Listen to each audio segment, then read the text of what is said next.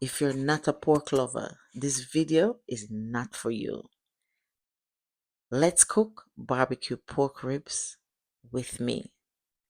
Now I bought 2 pounds of pork ribs, and this is what I got from the butchers. I use lemon and lime and vinegar to wash my meat. I'm a Jamaican, so we have to do this step. This is compulsory. If you want to skip it, up to you. I wash it with some water and make sure to pat it dry. The reason why I wash the meat is because it sometimes can be raw and I hate that raw smell. So we always wash the meat first so it removes that raw scent from the meat. I season with my dry rub, which is jerk seasoning, a bit of salt because salt is not included in the seasoning, and use my green seasoning. Green seasoning I will link in this video so you can watch it to see all the steps. Then I made from this from this meat all the juice that's left over when it was steamed. I use that as a base with some ketchup, barbecue sauce, a little tip of sugar, some honey, and I used to make a little sauce to glaze the meat.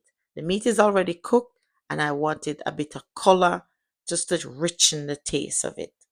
So it's not just for cook. At the end, it was more for color. Guys, if you want, you can also add smoke wood to the oven and this will give the meat a smoky flavor. That's a little tip for you. Now I serve my meat with rice and peas, fried plantain, and some cucumber. This was enough because sometimes my kids don't like to eat too much vegetables and they'll have this. This was so delicious and tasty.